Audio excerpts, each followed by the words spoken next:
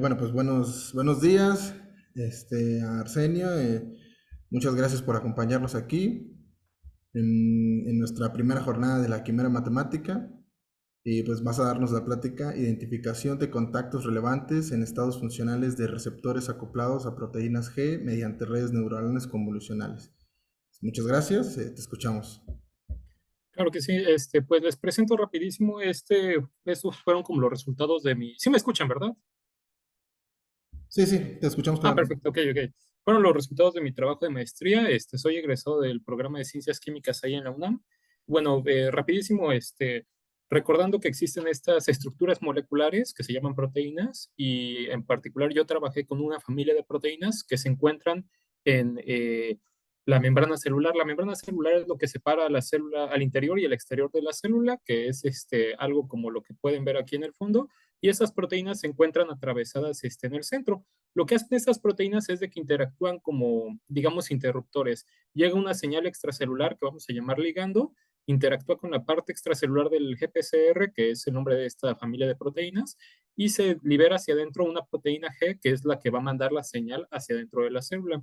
Esto nos interesa porque muchos fármacos suelen dirigirse hacia este tipo de proteínas alrededor del eh, como el 50% de los fármacos que se han estado liberando en años pasados son dirigidos hacia GPCRs. Alrededor de ese número, no me acuerdo bien ahorita el porcentaje exacto, pero es elevado.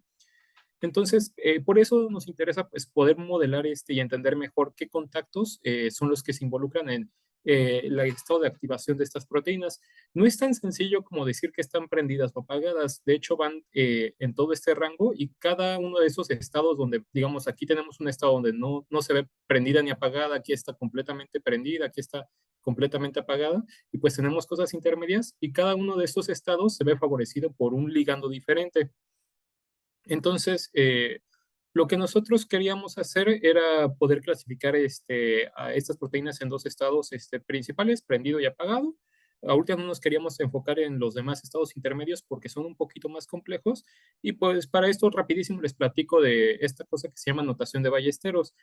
Son proteínas que están muy conservadas. A lo que me refiero con que estén muy conservadas es de que tienen muchas moléculas dentro de la proteína que se llaman aminoácidos, que suelen aparecer en casi todas estas proteínas. Cada una de estas proteínas es tantito diferente, pero suele haber unos aminoácidos que vamos a denominar como residuo 50 en cada una de las 7 hélices, que siempre está ahí o casi siempre.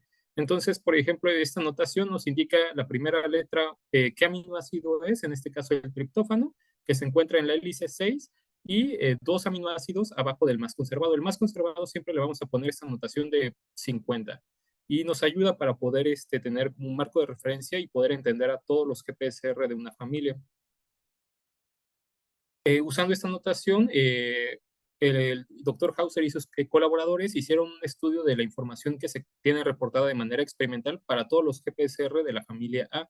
Y pues reportaron esa información con estos contactos, donde los rojos son los contactos que siempre estaban o están constantemente presentes en los estados inactivos, y los azules eran los contactos que estaban presentes en estos estados activos. Esa fue la información que usamos para contrastar nuestro estudio y determinar si nuestro modelo de redes neuronales se aproximaba a lo que está reportado en la literatura de manera experimental o si el modelo estaba haciendo otras cosas. Entonces, rapidísimo, una red neuronal es un modelo, podemos pensarlo como un modelo de gráficos o de grafos que nos permite hacer tareas de clasificación. Nos permiten hacer muchas cosas, pero una de las tareas que nos ayuda a resolver es la de clasificación. Entonces, digamos que súper simplificado, queremos clasificar imágenes de perros y gatos. Cada una de estas imágenes las vamos a codificar de una manera que pueda procesar nuestra red neuronal, y en la red neuronal tendremos capas ocultas que se van a prender o apagar de acuerdo al tipo de entrada y nos van a dar una de las dos respuestas, ¿es un perro o es un gato? Esta explicación está sobresimplificada, pero bueno, para que se hagan a la idea de qué es una red neuronal.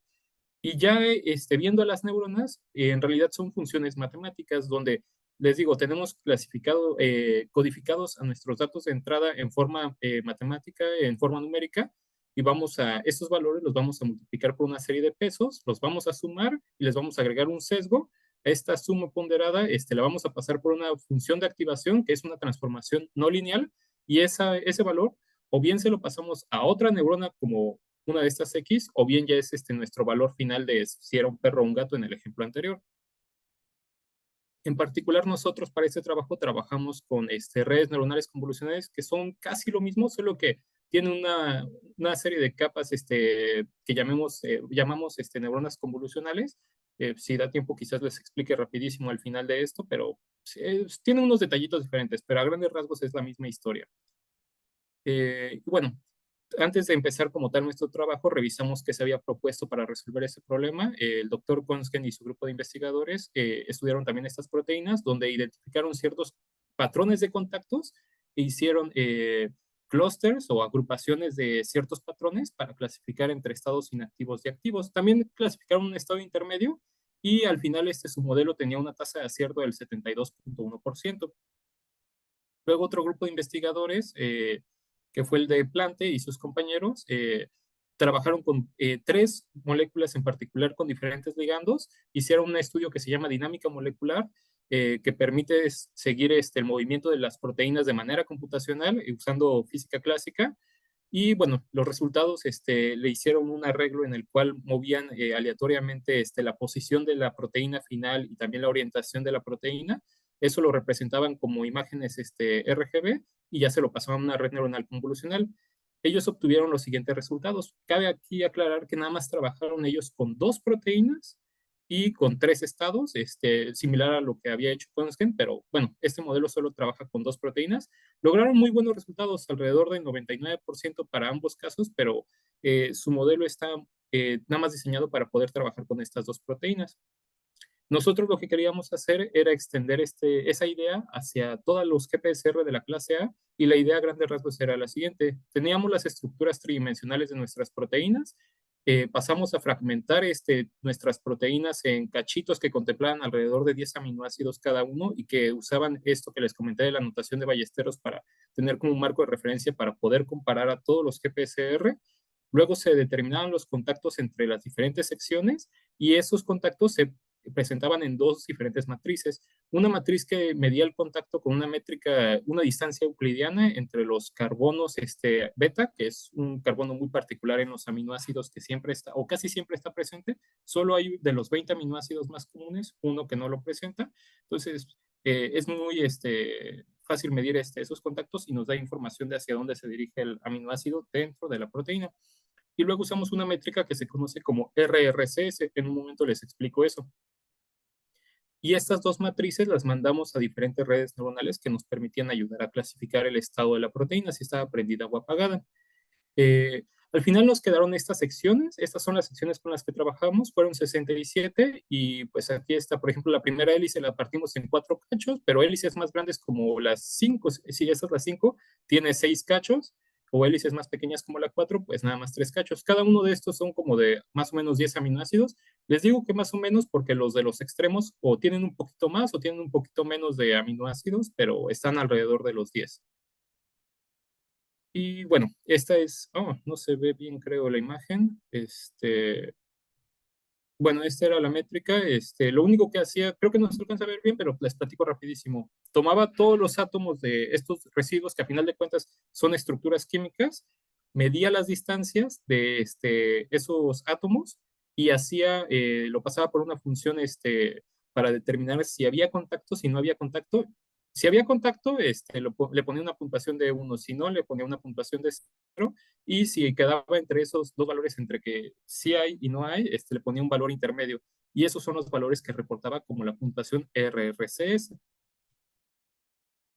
Entonces, al final nosotros obtuvimos 486 archivos que se relacionaban a estas proteínas. Separamos nuestros datos en 80% para entrenar el modelo. De los datos que sobraron, 50 los usamos para validar el modelo y reentrenar la red neuronal hasta que obtuvimos un modelo que se desempeñaba de manera satisfactoria. Y los datos sobrantes los usamos como un grupo de prueba para ver cómo se podía comportar el modelo construido ante datos completamente nuevos que el modelo nunca había visto en su entrenamiento. Y bueno, esto es lo que les platico, de que teníamos 2 matrices que se las pasábamos a redes neuronales, y esta es nuestra arquitectura usada. Por un lado tomamos los mapas RRCS, que son estos de aquí, con la métrica RRCS. Esta es una red neuronal convolucional. Y por otro lado tomábamos las matrices de Ballesteros, que son estas de aquí, o mapas de Ballesteros, se los pasamos a otra red neuronal convolucional y los resultados de estas dos redes neuronales convolucionales se concatenaban y se pasaban a una última red neuronal que era la encargada de hacer la clasificación. Luego, ya con los resultados que tuvimos, aplicamos un algoritmo llamado GradCam que nos permitía ver en qué secciones se estaba fijando la red neuronal convolucional y esto lo hicimos con la intención de poder identificar cuáles eran los contactos relevantes de acuerdo al modelo y tratar de vincularlo con información experimental que se conoce gracias al trabajo de Hauser. Entonces, rapidísimo, el algoritmo GradCam, pues les comento, tienes una imagen y se fija, de acuerdo a los gradientes, en cuáles son las secciones más importantes para hacer una clasificación o no. Por ejemplo, en esta imagen el modelo está clasificando gatos y para determinar, bueno, clasifica varias cosas, pero entre esas gatos y para fijarse que es un gato, se concentra en lo que sería la sección de su nariz y sus bigotes y ya con eso tiene la certeza de que es un gato que está en la imagen.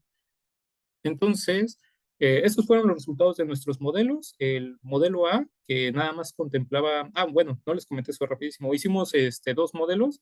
Este primer modelo A que nos permitía trabajar con ambas versiones de los mapas y un modelo B, que de hecho es este de aquí, que nada más trabaja con los mapas RRCS y fue el que nos permitió hacer este estudio GradCam, pero en sí es como el mismo modelo, nada más que sin la parte de la red neuronal convolucional correspondiente a las matrices de Ballesteros. Entonces, el modelo A fue el que mejor se desempeñó, una tasa de acierto del 95.83%, una puntuación F1 del 0.9586, empieza su curva ROC, su matriz de confusión, donde pues para, por ejemplo, el estado activo casi todos los tuvo correctos excepto dos archivos, y para el estado inactivo en todos acertó las proteínas que eran inactivas. El modelo B tiene un desempeño un poquito peor, no es malo particularmente, es del 91.66 de tasa de acierto, se equivocó digamos que de los activos tuvo el 89% correcto, sí, de los inactivos el 94, bueno, 95% correctos. Entonces tiene un desempeño un poco más pobre, pero el modelo B nos permite aplicar el algoritmo GradCam y con eso pudimos identificar las secciones en las que se fija la red neuronal, que son las secciones coloreadas en azul y las secciones descritas por Hauser, que son estos puntitos rosas, esos contactos. Como pueden ver, hay algunas secciones donde hay este traslape, pero vamos, como queríamos un estudio un poco más cuantitativo, hicimos estas gráficas en las cuales las líneas rojas nos indican cuáles eran los contactos de Hauser y esta puntuación de aquí abajo nos indica el valor que se sacaron en las matrices GradCam. Entre más cerca esté el valor de uno, quiere decir que más peso le da. Y aquí nos salió algo muy interesante. Aunque el modelo sí se fija en estos valores, realmente no les asigna muchísimo, no le presta muchísima atención a estos contactos de Hauser que son los descritos en la literatura para hacer las clasificaciones. Entonces nos pareció muy interesante porque el modelo dentro de lo que cabe podía clasificar bien, pero no le estaba prestando atención a estas secciones que son las más importantes descritas por Hauser.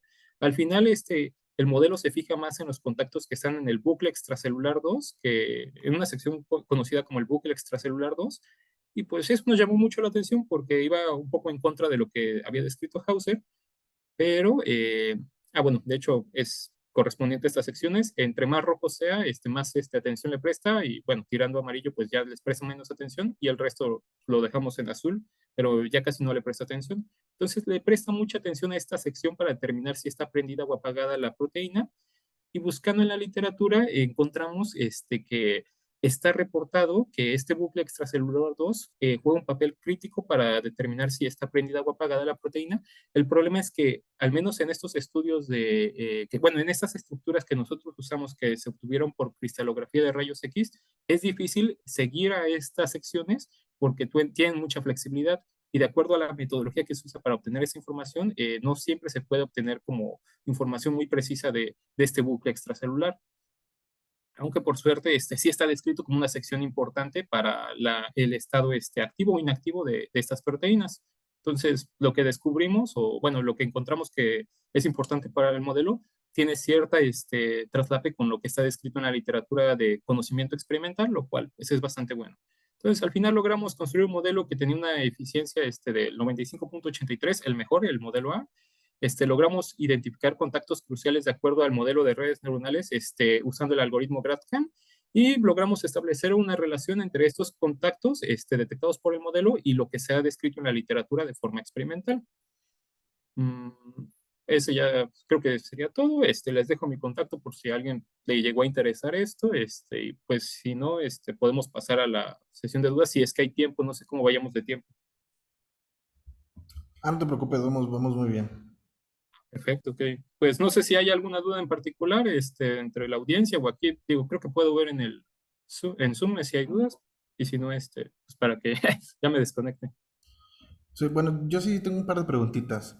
Claro que sí. Este, eh, ¿Los métodos que aplicaste, son algún tipo de aprendizaje profundo? Eh, Pues no sabría decirte si cae como aprendizaje profundo porque realmente no eran tantísimas capas profundas.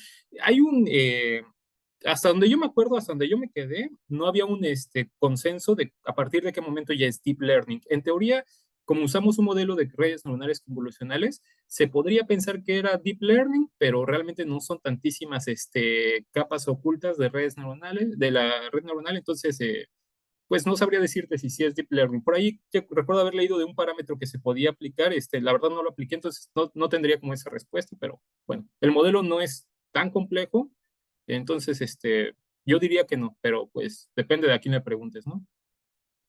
Ya veo, ya veo. Oye, entonces, por lo que entiendo, es como estás clasificando proteínas, ¿no? Utilizando las redes neuronales, o sea, como estas moléculas Exactamente. complejas.